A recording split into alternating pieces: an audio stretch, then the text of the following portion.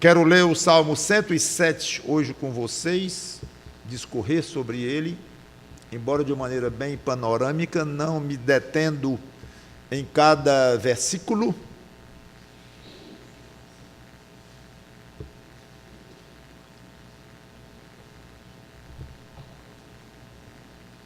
Eu queria aproveitar que é hoje o último domingo do ano, para fazer uma referência a algum atributo de Deus,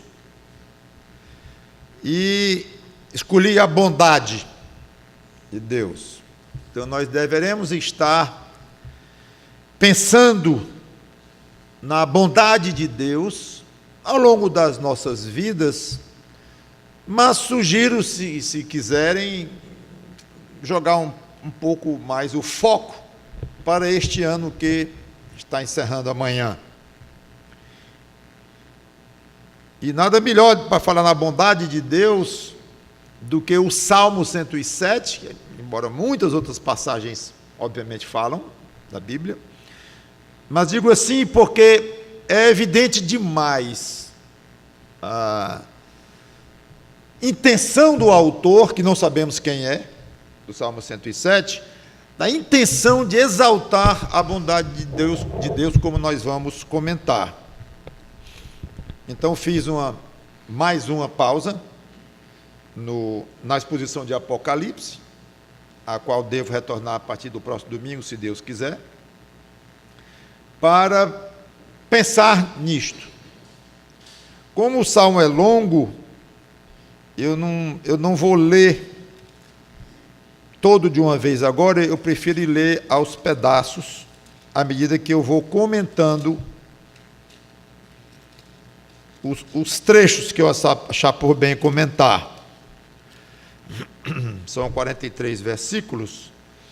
Vamos começar com os versículos 1, 2 e 3. Diz assim: rendei graças ao Senhor, porque Ele é bom, e a sua misericórdia dura para sempre. Digam-no os remidos do Senhor, os que ele resgatou da mão do inimigo e congregou de entre as terras do Oriente, do Ocidente, do Norte e do mar. Vamos orar. Obrigado, Senhor Deus, pelo privilégio de abrir a tua palavra e expô-la. Que o teu Espírito Santo nos ajude a entender o que tu queres nos dizer, o que o autor quis nos dizer quando escreveu, entender, praticar hoje, aplicar para os dias de hoje, numa outra cultura, numa outra época, num outro milênio. Mas a tua palavra é eterna, então nos ajuda a entendê-la, aplicá-la e vivê-la nos dias de hoje. Que tu sejas, juntamente com teu Filho Jesus Cristo, devidamente honrado e exaltado. É em nome dele que te pedimos e agradecemos de antemão. Amém.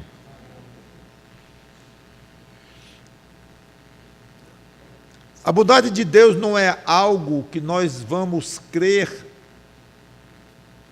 apenas pela fé, e no céu nós vamos comprovar. Não é assim. Porque a bondade de Deus é algo que nós temos vivenciado no nosso dia a dia. E o Salmo 117 faz exatamente isto. Ele mostra de várias formas diferentes como Deus interferiu na vida de pessoas. Alguns comentaristas acham que este salmo celebra a volta do exílio babilônico, quando Israel esteve lá cativo de Nabucodonosor e depois voltou já sob o reinado Medo-Persa. E alguns acham então que nas variações deste salmo ele está sempre se lembrando daquilo. Outros acham que não tão obrigatoriamente, tanto que nós não sabemos nem a época, nem quem fez o salmo, acho que pode ser aplicado por qualquer pessoa, especialmente o fiel a Deus, o crente, que hoje chamamos crente em Jesus Cristo. Na época, não usávamos essa expressão, era o crente, era o fiel a Deus. Esse salmo pode ser compreendido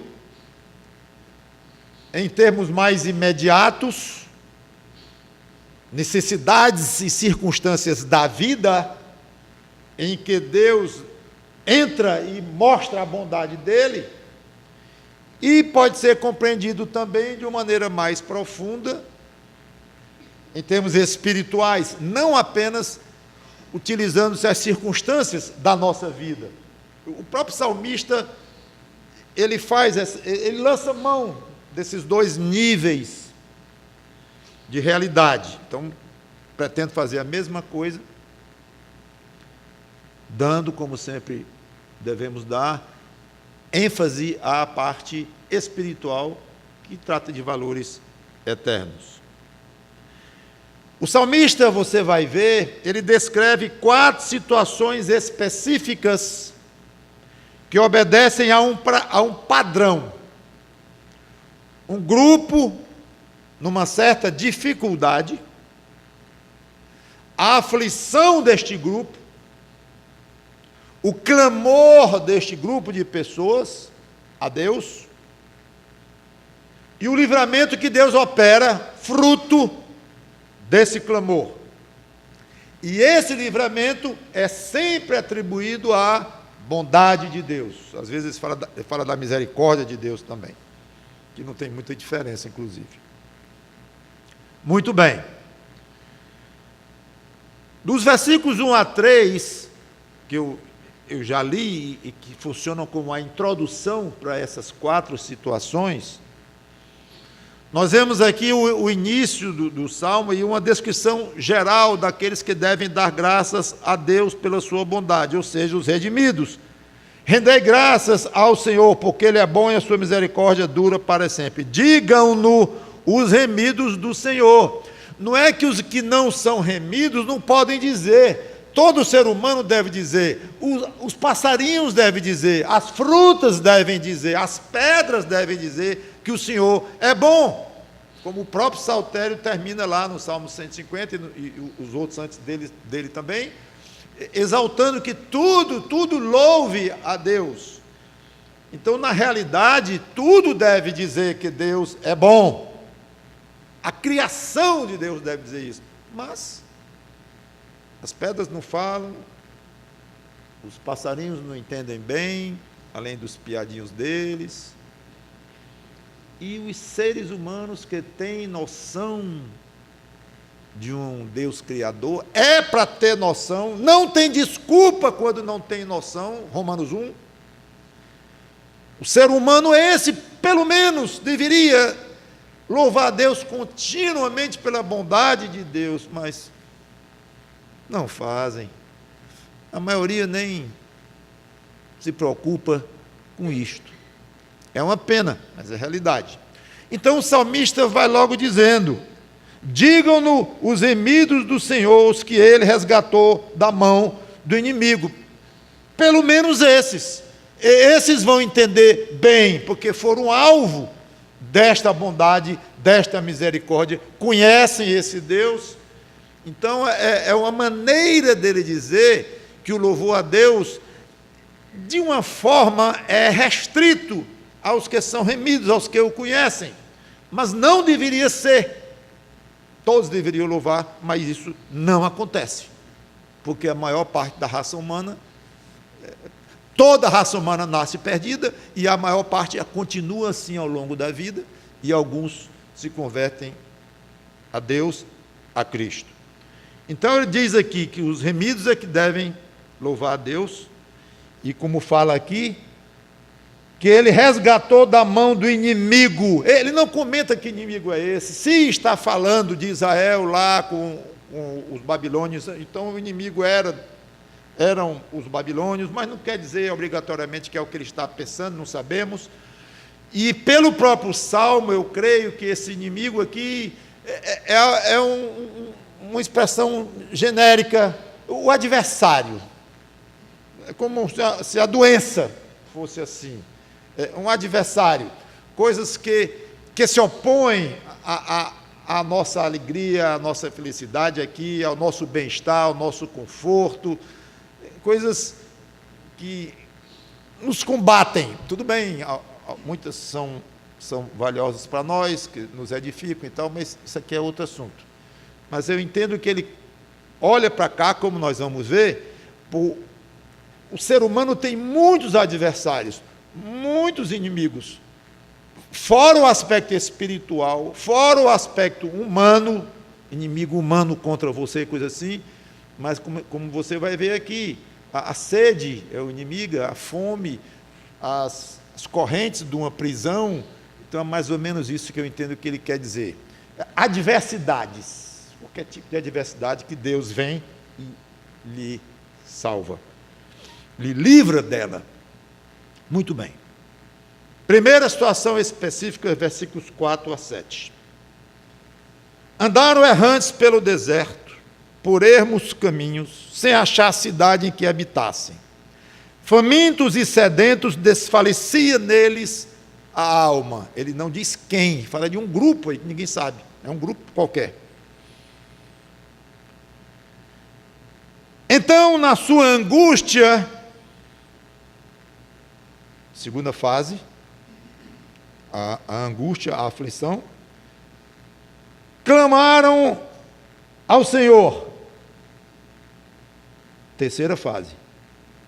E ele os livrou das suas tribulações, conduziu-os pelo caminho direito para que fossem à cidade em que habitassem. Então é óbvia aqui a figura, pessoas errantes no deserto, famintos, sedentos, clamaram a Deus, Deus os ouviu, e Deus os guiou do deserto até um lugar habitado, um lugar onde eles estariam, então, a salvo do problema da sede, da fome e do fato de estarem perdidos num deserto. E eu quero, sem mais delongas, porque, como eu falei, o salmo é longo, e não posso trabalhar cada versículo, assim, não vai dar tempo. Mas logo eu quero entrar na aplicação. Todos os convertidos deste ano que se acaba podem afirmar exatamente isto. De uma maneira mais específica, como eu falei que queria me referir a este ano que termina. Mas, claro, que todos os redimidos, todos os salvos em Cristo, de todos os anos, dos anos passados, do passado, atrasado, reatrasado, não importa qual foi o ano que você, considerando que você é um salvo em Cristo, não importando o ano que você se converteu, você sabe, em termos espirituais, exatamente o que é esta descrição aqui. Escravos de Satanás, num deserto espiritual, com sede, com fome de alma, foi ouvido, clamou a Deus. Cada um poderia aqui falar da sua caminhada num deserto, antes de chegar ao ponto de dizer: Senhor, eu vou morrer aqui. Não de fome literal, não de sede literal. Podemos pensar também em situações de dificuldades que você tenha passado e que pode chamar de desértica, também em várias outras áreas da vida, mas, como eu falei, eu quero ir direto para a aplicação espiritual disso. Porque é aí onde nós vamos louvar a bondade de Deus de uma maneira mais forte, de uma maneira mais quente. Quando nos lembramos que o grande ato salvador dele, quanto ao fato de estarmos morrendo de sede e de fome, não foi cada vez que ele nos livrou de dificuldades financeiras e coisas assim. Graças a Deus por elas. Eu poderia falar muito delas, claro. Mas eu quero que você se lembre, quero eu próprio me lembrar,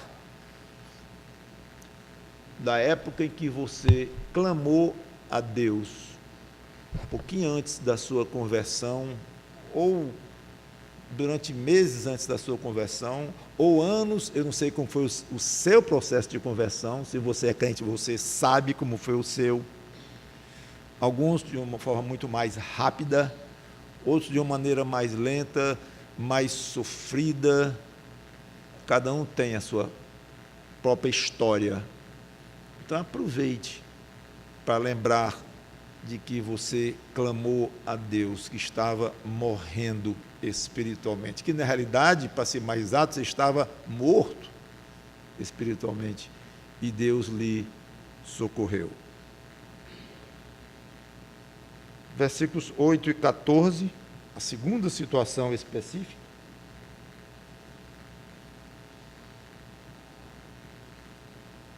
Rendam graças ao Senhor por sua bondade e por suas maravilhas com os filhos dos homens. Começa da mesma forma, e já vai dizendo aqui, a repetição, deem graças a Deus, porque Ele é bom. Ok, o que foi que Ele fez dessa vez? Pois descedentou a alma sequiosa e fartou de bens a alma faminta. Os que se assentaram nas trevas e nas sombras da morte, presos em aflição e em ferros, por se terem rebelado contra a palavra de Deus e haverem desprezado o conselho do Altíssimo, de modo que eles abateu com trabalhos o coração, caíram, e não houve quem os socorresse. Dificuldade. Então, na sua angústia, segunda fase, percebendo a angústia, querendo partir para uma solução, clamaram ao Senhor, terceira fase, e Ele os livrou das suas tribulações, tirou-os das trevas e das sombras da morte, e lhes despedaçou as cadeias. É interessante aqui que esse grupo, de alguma forma, rejeitou a palavra de Deus e os seus conselhos, andaram por maus caminhos, foram rebeldes, a palavra rebeldia está aí, então aqui já foi uma clara alusão à situação em que esse grupo tomou a iniciativa de fazer algo errado e se meteu numa grande dificuldade, num grande problema. Rebeldia. O primeiro caso não comenta isto. Estava no deserto, lá perdido, não comentou. Esse aqui diz, e o terceiro caso vai dizer também, foi por rebeldia. Seja como for, o indício aqui é de rejeição à palavra de Deus, não deram ouvido aos conselhos de Deus, andaram por maus caminhos e terminaram presos.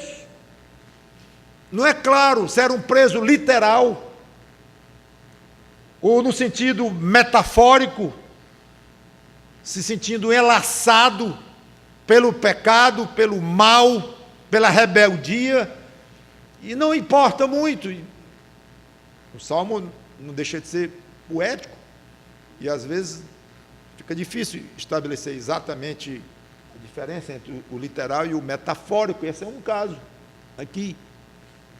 Mas não resta a menor dúvida, literal ou metafórico, que esse grupo estava amarrado, estava preso por desobediência aos princípios de Deus. Talvez infringiram as leis do país deles, leis muito provavelmente de acordo com os princípios divinos, não roubaram, mataram e acabaram presos, mesmo presos do governo, do Estado aqui, dessa situação, não se sabe, e nem é importante saber, mas eram pessoas que pecaram, desagradaram a Deus, foram por caminhos de rebeldia contrários ao que Deus queria e se tornaram presos, ou literal, ou a vícios e a pecados, e se sentindo enlaçados.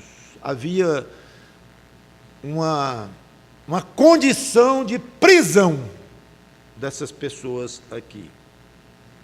Não porque foram presos por engano, ou se encontraram nessa situação por injustiça ou coisa desse tipo. Eles se rebelaram contra Deus e assim se encontraram. Sofreram, se angustiaram, arrependeram-se, é implícito, e clamaram, claramente clamaram. E mais uma vez, Deus os ouviu e os amparou.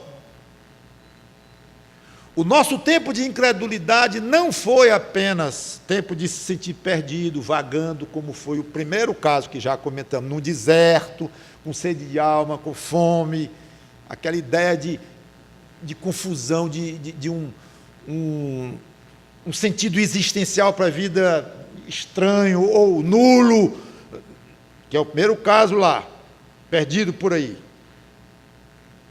Esse agora mostra que o nosso tempo sem Deus também foi um tempo de se sentir mal por causa de erros cometidos. Então, o se sentir mal, o se sentir vazio, o se sentir sem rumo, isso é um aspecto de quem não tem Deus. Mas faz parte também a ideia de: eu não sou uma pessoa boa, não. Eu ando fazendo um bocado de coisa ruim. E eu tenho sofrido as consequências disso, de uma forma ou de outra. Os presos notaram que estavam presos, claro, amarrados em cadeias lá. Não creio que haja uma alma no céu que não tenha passado por esse sentimento de que eu estou em situações ruins, sofrendo por causa de rebeldia minha às coisas de Deus. Eu tenho errado, eu tenho andado por caminhos ruins. Não consigo imaginar alguém salvo sem um sentimento desse, porque não tem um sentimento de perdição. Uma convicção de que está preso e sofrendo em grilhões, porque mereceu, porque tomou a atitude de se rebelar contra Deus e contra a sua palavra. Por isso é que às vezes, quando a gente vê alguém dizendo: aceitei Jesus, agora sou evangélico também e tal, mas numa leveza e numa alegria não, porque é bom ter alegria mesmo, a palavra que eu quero é leveza mesmo, numa naturalidade assim, que a gente fica assim pensando: vamos conversar um pouquinho mais, você sabe onde é que você andava, e onde é que você está hoje, você entende, quando diz que foi redimido pela graça de Deus, você entende, meu irmãozinho? Porque sem essa convicção de uma prisão, e uma prisão merecida, que causa um sofrimento intenso, íntimo, ao ponto de dizer: eu preciso sair dessa situação, eu não aguento ficar preso desse jeito, eu tenho que arranjar uma solução.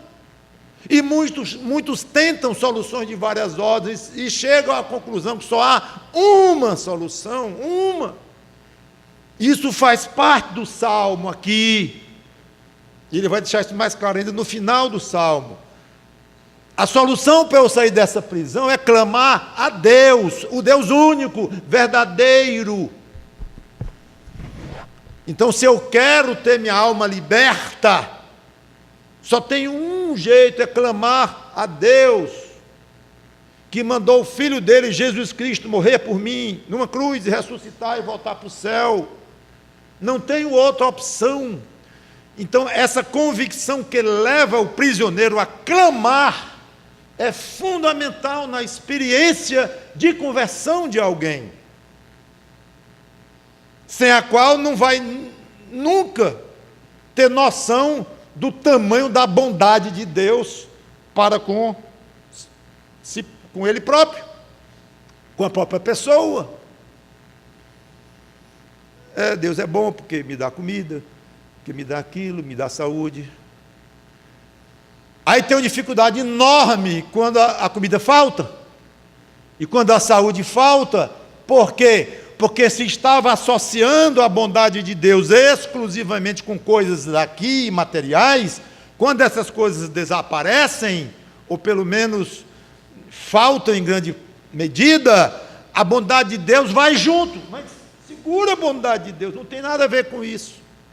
Mas quem passa pela situação de convicção de perdição espiritual, perdição eterna, clama a Deus, e Deus envia o seu Espírito e salva aquela pessoa, esse sabe.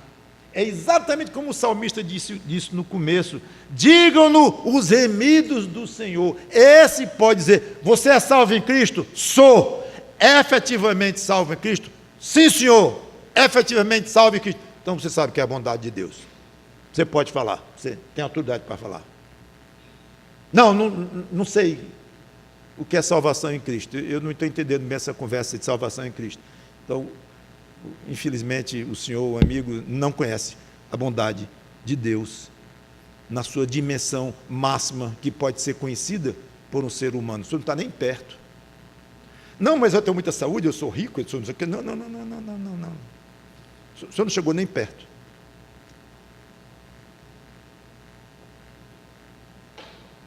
Cada crente aqui sabe o que é ser escravo do pecado.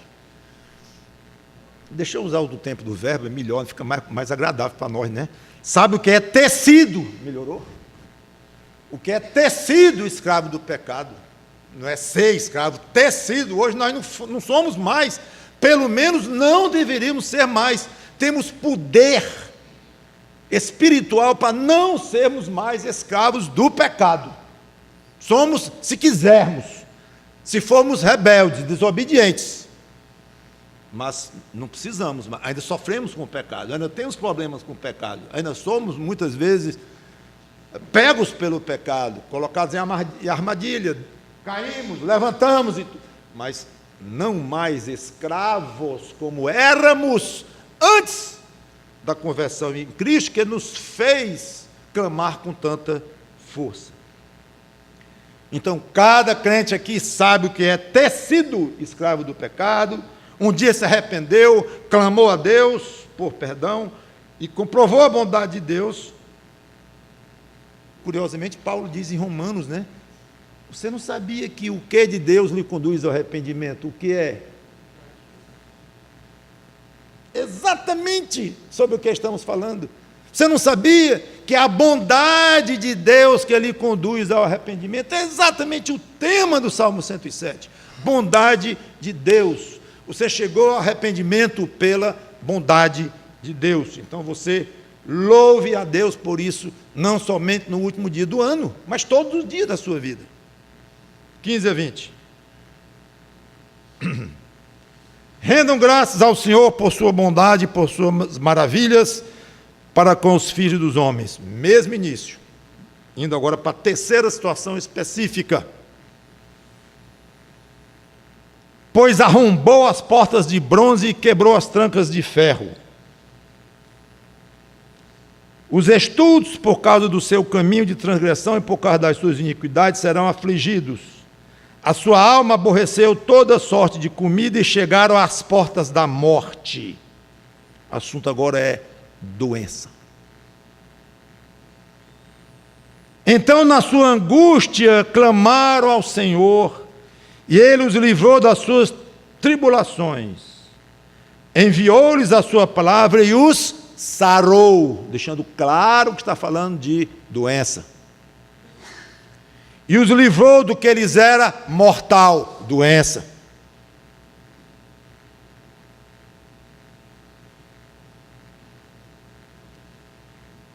Parece que o salmista quer se referir mais é a um grupo de pessoas que estão doentes, mas, de uma certa forma, doença associada com rebeldia. O nome rebeldia está aqui, de novo, no segundo exemplo, daqueles que estavam presos, porque desobedeceram a palavra de Deus e tudo mais. Ele fala em rebeldia, e eu falei bastante nisso. Agora, no terceiro caso, ele fala de novo, no versículo...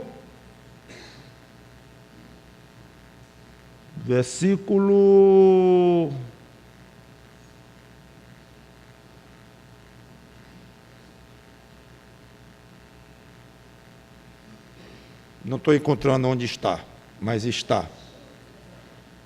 17. Os estudos, por causa do seu caminho de transgressão, por causa das suas iniquidades, serão afligidos. Ou seja, eram pessoas que se rebelaram contra Deus, como nós, o pecador, de uma maneira geral, andaram por maus caminhos, erraram, e as consequências desses maus caminhos, dessa rebeldia, dessa iniquidade, as consequências foram em cima do corpo. Do corpo aqui no sentido geral, incluindo a mente. Aí vem ansiedade, angústia, perda de apetite. Como esse aqui não queria mais comer. Ele descreveu aqui. Perda de apetite. Doenças psicossomáticas de toda ordem, que resultam em dores reais, alteram o funcionamento do organismo, de vários órgãos do corpo. Desânimo. Alguns aqui, de acordo com o salmista, estiveram perto da morte. Entenderam isto. Na sua angústia, clamaram e foram ouvidos. Deus os ouviu nas suas angústias e doenças. Eu não preciso falar da complexidade das causas das nossas doenças. Cada vez mais a medicina, a própria medicina se admira com a correlação entre doenças físicas com causas emocionais, psicológicas, cada vez mais, à medida que a ciência avança, mais parece que descobre que as causas das doenças estão muito ligadas com motivos da mente, motivos invisíveis, motivos que fogem simplesmente a uma explicação química, de força, de combinação molecular e coisa desse tipo. É evidente que todos nós adoecemos de alguma coisa, e altamente provável que algumas vezes a causa pela qual você adoeceu, eu adoeci, foi pecado,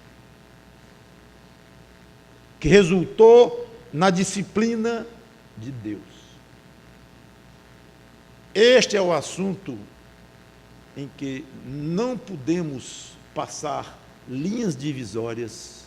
É impossível, não está ao alcance humano dizer que há muitos erros de avaliação por conselheiros, pastores e psicólogos cristãos e coisas assim, muitos erros de avaliação, exatamente por um exagero de um lado ou do outro. Vê pecado em toda doença, não vê pecado em doença nenhuma, são dois extremos. Mas é óbvio demais que boa parte, se eu faço boa parte, eu estou falando em percentual, talvez ideia de maioria, e eu não quero falar disso, porque eu não posso, eu não sei quantos % das suas doenças são causadas diretamente por disciplina espiritual de Deus. Não sei, mas há um percentual, saiba você, e saiba eu, que é causado por problema de pecado em nossas vidas. Não dá para dizer isto foi, isto não foi, isto foi um pedaço, isso foi uma parte. Não sabemos, vimos hoje de manhã que a murmuração terrível dos israelitas não levou Deus à irritação e a puni-los. E, às vezes, outras murmurações levaram Deus a uma punição. Por quê? Porque ele quis assim. Não vamos conseguir destrinchar, explicar cada detalhe do comportamento de Deus e da reação dele frente a uma situação de pecado de um filho. Estou falando de crente. Não sabemos. Mas é fato. Não desassocie, não separe as suas doenças dos seus pecados. Cuide dos seus pecados. E isso, com certeza, vai redundar em melhoria na sua saúde.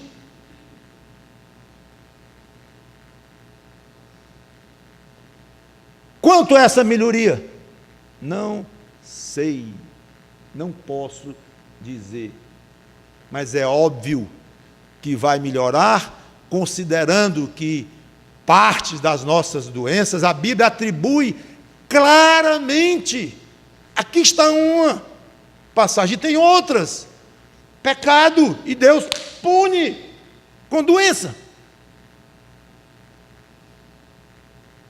É tão complexo que situações do tipo homossexualismo, até hoje, a ciência discute se é uma questão hereditária, se é uma questão puramente psicológica, se é genética, é comportamental, até hoje, alcoolismo, até hoje.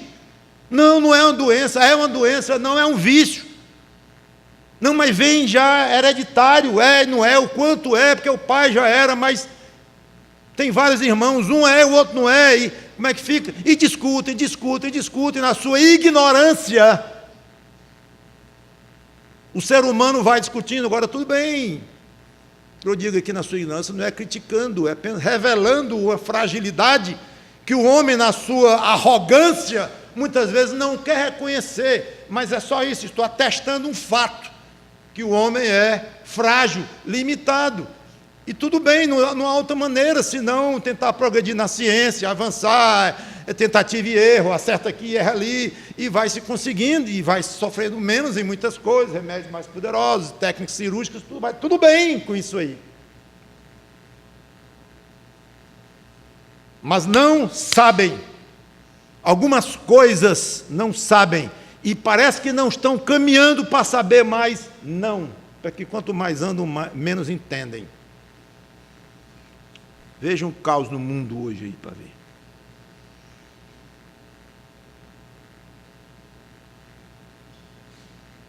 Seja como for, eu acho que eu posso assumir que cada um aqui clamou a Deus por seus problemas de saúde e ainda clama. Saúde física, saúde psicológica, tristeza, desânimo, tudo mais. Todos nós clamamos. Coisa mais natural do mundo. Está com uma grande dor de cabeça e dizer, Senhor, me livra, se puderes. Vou tomar um remédio. Mas tomando um remédio ou não tomando, não tem nada a ver com o fato de buscar a Deus e pedir. Porque o remédio é um mero instrumento de Deus. Não é hipocrisia, não é incoerência. Clamar a Deus por cura ou por uma ajuda, um alívio, e tomar um remédio, correr para o médico, até e submeter a um tratamento ou uma cirurgia. Nenhuma incoerência nisto. Ele usa os médicos, os meios da ciência, tudo que ele quer usar. Isso não importa. E o fato é que todos nós clamamos corretamente a Deus, pedindo, quando eu digo corretamente, assumindo que é dentro da vontade dele, não exigindo de tudo isso. Ressalvado isso, nós clamamos corretamente a Deus por alívio, dos nossos problemas de saúde, de dores, de desconfortos. E sabe de uma coisa? Muitos de nós fomos atendidos. Muitos de nós fomos atendidos. Uma dor de cabeça que você tem e toma um remédio, que você inclusive já sabe que para o seu organismo é bem eficaz aquele remédio, não é grande novidade. Eu vou tomar esse remédio, é quase certo que eu vou me aliviar desta dor de cabeça, porque no meu organismo esse remédio é eficaz. Ótimo, mas não significa que Deus ficou à parte, porque esse remédio você já sabe que ele faz bem. Não. Na hora que Deus quiser, esse remédio pode não fazer mais efeito nenhum em você. E às vezes acontece, de um remédio ser eficiente, depois deixar de ser. Acontece de tudo. Então, Deus está no processo de um alívio de uma dor, de um desconforto, ou de uma cura de uma doença mortal. Deus está no processo. Reconheça isso. O salmista falou de doenças que vieram por rebeldia, por iniquidade. Tudo bem. Nem todas são assim. Digo, nem todas são assim por causa de iniquidade, em termos específicos.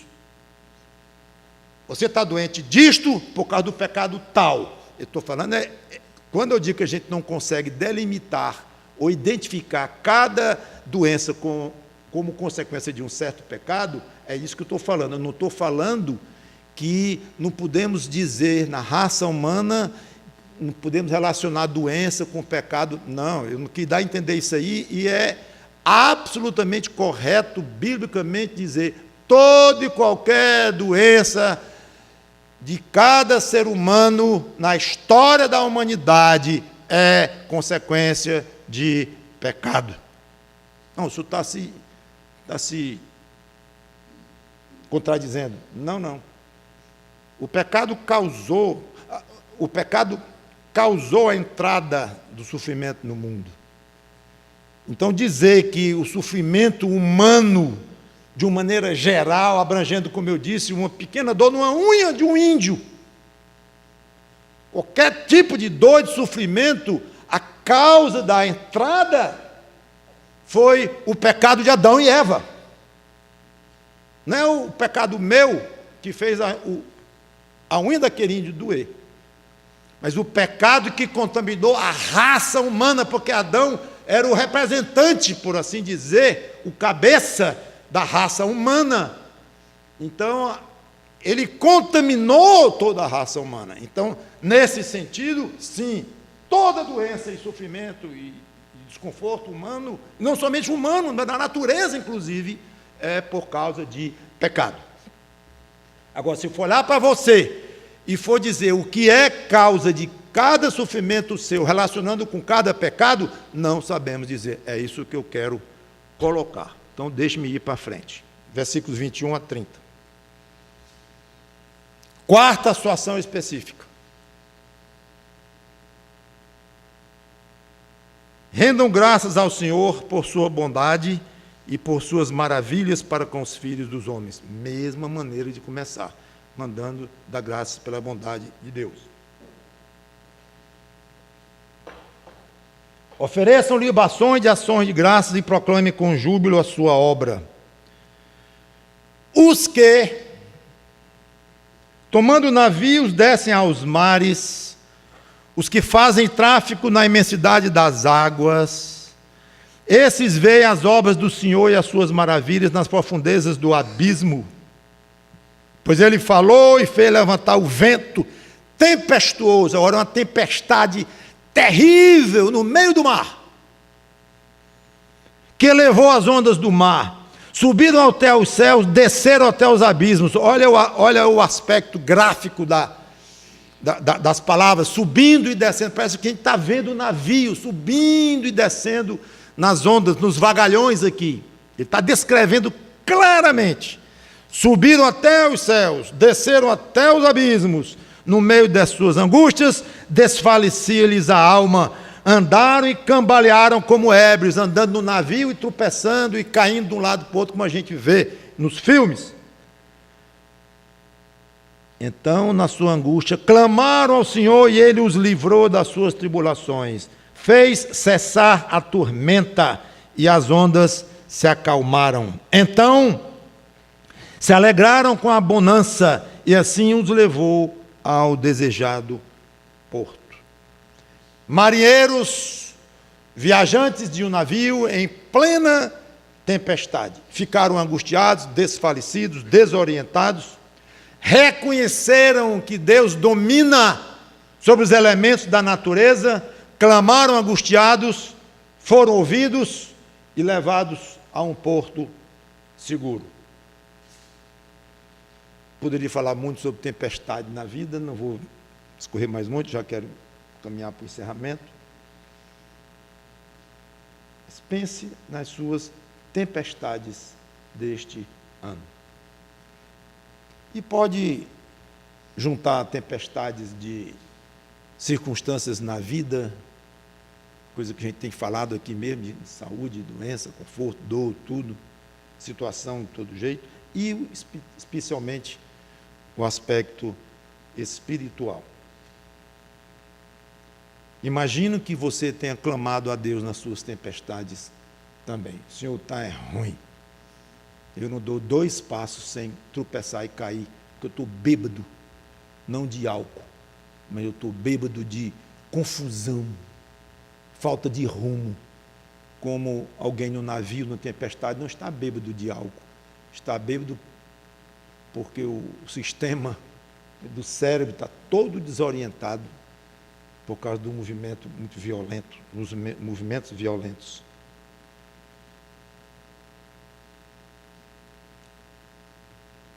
Você tem reconhecido o poder de Deus sobre as suas tempestades? Isso é muito importante. Muito importante. É fundamental para o efeito que causou aqui. Eles clamaram a Deus. Por quê? Porque entenderam que para sair de uma situação daquela, só um poder divino. Só Deus. Clamaram, Deus ouviu e acalmou os ventos e os mares, como Cristo fez, inclusive aqui.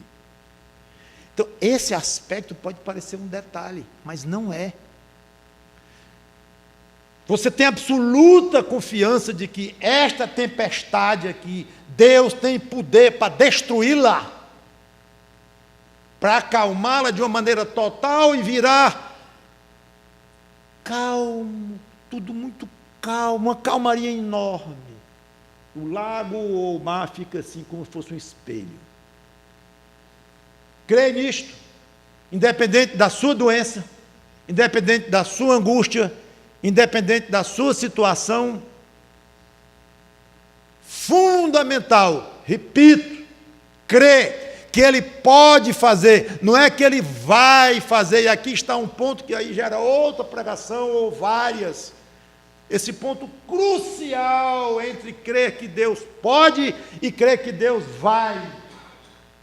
É errado crer que Deus vai fazer quando Ele não diz que vai. Então Ele vai por causa da sua cabeça? Porque você quer que Ele vá naquela direção, então Ele vai? Não é assim. Ele vai quando Ele diz que vai. Quando Ele diz que salva alguém pela fé, e alguém realmente arrependido dos seus pecados pede perdão a Cristo, ele está salvo porque Deus disse. Então pode afirmar que o discípulo de Cristo vai para o céu, vai porque Deus disse. O crente do Antigo Testamento vai para o céu, vai porque Deus disse. Cristo vai reinar, vai porque Deus disse. Não tem jeito, Cristo volta. Deus disse, então Ele vai nessa direção, vai neste rumo. Deus quer que nós oremos, Ele quer, e diz que muito pode pela sua eficácia, a súplica do justo. Então, se você é um crente justo, nesse caso, crente, vai orar, a sua oração tem muita influência, a palavra influência eu não gosto muito, mas ela alcança a mente, o coração de Deus, sim. O que Deus vai fazer com isso? Eu não sei, Ele sabe, mas alcança. Mas alcança, e você vai ser ouvido. Quando eu digo ouvido, é que vai alcançar, não é que Ele vai responder de uma maneira exatamente como você quer. Então tem coisas que você pode afirmar que Deus vai fazer. Se você pedir perdão e confessar seus pecados, Ele lhe perdoa, Ele prometeu. Mas Ele nunca prometeu que você vai conseguir pagar a sua casa, que você vai ter aquela tempestade acalmada totalmente. Ele não prometeu. Aquela tempestade pode piorar e pode fazer afundar seu navio e a sua vida, você morrer naquela tempestade. Quando você menos vê, você está no céu. Então não é questão de crer que vai acalmar a tempestade, mas que Ele pode. Pronto.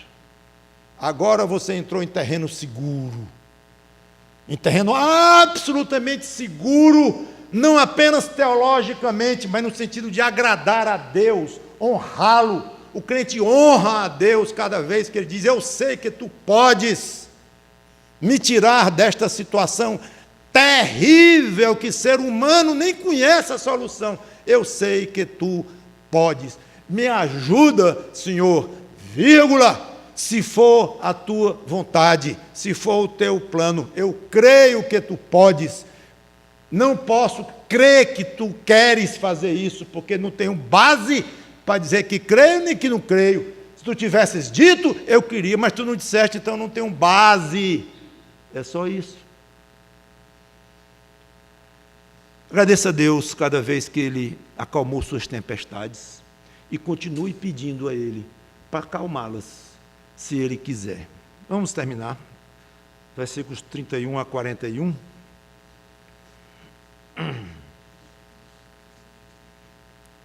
Vou ler bem rápido. Agora ele para das situações específicas, 4, que eu já comentei, e ele fala de casos mais gerais. E ele fala de 3 providências de Deus aqui na terra, e deixando implícito que essas providências são pela bondade de Deus. Primeira providência, versículos 33 e 34. Ele converteu rios em desertos e mananciais em terra seca, terra frutífera em terreno salgado, por causa da maldade dos seres humanos. Ou seja, quando é preciso, Deus castiga a maldade, transformando rios em desertos. E Ele não deixou de ser bom por isto, porque é pela bondade dEle que Ele ensina e dá lições e corrige. 35 a 38. Converteu o deserto em lençóis de água. Ora, o contrário. Ele tinha acabado de dizer que ele converte lençóis de água em deserto. Agora ele converte deserto em lençóis de água. E a terra seca em mananciais. Estabeleceu aí os famintos, os quais edificaram uma cidade em que habitassem. Semearam campos e plantaram vinhas e tiveram fartas colheitas. Ele os abençoou de sorte que se multiplicaram muito e o gado deles não diminuiu. Ou seja, Deus, quando quer, Ele ajuda e mostra a sua bondade através de circunstâncias, mesmo até físicas, transformando terra ruim em mananciais de água. Obviamente, podemos falar em termos espirituais também. Todo mundo aqui, eu acho que já viu deserto na sua vida transformado em manancial.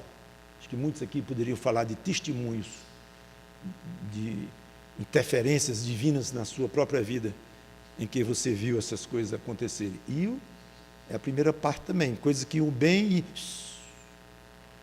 murchou. Senhor, aquela planta que eu estava agradecendo, estava tão linda, está morrendo. Senhor, morreu. Meu jardim virou terra seca. Muitos já podem ter passado por isso, ou estejam passando, ou vão passar. E outros, ao contrário. Senhor, eu não entendo. Era terra seca. De repente está saindo umas flores lindas aqui. Você conhece a sua vida e você poderia falar de você próprio. Pois pense nisso no final do ano. Por fim, terceira providência, quando Deus resolve castigar os oprimidos, castigar os opressores que estão fazendo os oprimidos. Mas tornaram a reduzir-se e foram humilhados pela opressão. Agora falando de opressores humilhados pela opressão. pela adversidade e pelo sofrimento. Lança Deus o desprezo sobre os príncipes opressores, e os faz andar errantes, onde não há caminho, mas levanta da opressão o necessitado para um alto retiro, e lhe prospera famílias como rebanhos. Coisa bonita. Então, cada um de nós sabe o que é ser alvo da misericórdia, da bondade de Deus quanto a hostilidades. Não somos perseguidos como em alguns países de uma maneira violenta, ainda talvez sejamos um dia, mas hostilizados nós somos de várias formas, cada um do seu jeito, e cada um sabe como Deus entrou e como Deus lhe ajudou, lhe deu força para testemunhar num ambiente hostil e coisas assim. Vocês já devem ter visto a mão de Deus de várias formas na sua vida, quanto essa questão de lhe proteger de alguém poderoso que estava lhe hostilizando. Conclusão? Os retos veem isso e se alegram, muito parecido com o começo, quando ele diz: digam-nos os remidos do Senhor, falem. Ele termina quase da mesma forma. Os retos veem isso e se alegram. Ele não diz os homens, que pena, porque deveria ser os homens veem isso e se alegram, como eu disse no começo, os passarinhos, as formigas, todo mundo vê isso e se alegra, mas nem nos homens ele pode ficar, porque a maioria não se alegra coisa nenhuma. Os retos veem isso e se alegram, mas o ímpio por toda parte fecha a boca. Quem é sábio, atente para essas coisas e considere as misericórdias do Senhor. Muito bonito. Esse final é belíssimo, quando diz: retos, observem, considerem, meditem. Se tem um verbo hoje que as pessoas pouco conhecem no sentido de praticar, especialmente os jovens, é o tal do meditar. Mas adultos também. Meditar, considerar, pensar, refletir. Curioso, salmo desse, antigo, está dizendo exatamente isto. Vejam, considerem, ele diz no começo e no fim do salmo, retos, pelo menos vocês, observem e louvem a Deus. Mas você não vai louvar a Deus sem pensar nele, não, irmão ou irmã. Sem considerar, sem refletir, sem aprofundar. Não vai. Você pode ter 10 versões de Bíblia no seu celular, deste tamanho, menor do que seu dedo. 10 versões de Bíblia, sem. Não adianta coisa nenhuma. As palavras de Jesus em vermelho, de Paulo em roxo, de Pedro em azul. Pode inventar tecnologia, não adianta. Você compra hoje uma coleção inteira de um puritano, de dezenas de livros, por R$1. Às vezes, zero. Já baixei muitos livros antigos. Zero. Estão dando, literalmente. Mas não adianta. Baixar um livro, baixar 10, 100 livros num toque do dedo e está no seu computador. E detalhe, pastor, ele é tão poderoso que esses livros todos que eu tenho, uns 500, ele não pesa 2% na memória dele. Sabe quantos tera é a memória dele? Você não sabe nem o que está dizendo. Só sabe que são números e números e números e números, e você vai afogar nisto e não vai sair do canto. Vai continuar sendo um crente medíocre, que não pensa, não raciocina, não usa a mente, não usa a imaginação, a inteligência, e não usa o Espírito Santo que está aí para dar um poder enorme a essas faculdades que Ele lhe deu, e você fica só na superfície arranhando aí, mas não usa essas coisas para refletir na glória de Deus, nas misericórdias de Deus, na bondade de Deus. Quem se cala disso é o ímpio. Quem não fala, quem não considera, eu sei que o ímpio é muito diferente de você, de nós crentes, porque o ímpio é agressivo e tal. Tudo bem, mas ele disse aqui que o ímpio fica calado, ele foi até bonzinho com o ímpio. Nem falou que o ímpio agride a Deus, aqui, né?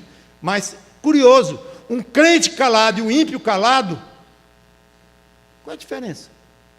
Quanto ao que Deus está sendo louvado. Mesma coisa. E você não vai louvar a Deus, você não vai louvar a Deus, e aqui eu encerro. Você não vai louvar a Deus se você não meditar continuamente deste Deus. E meditar dá trabalho. Não tem computador que ajude, não tem tecnologia que ajude.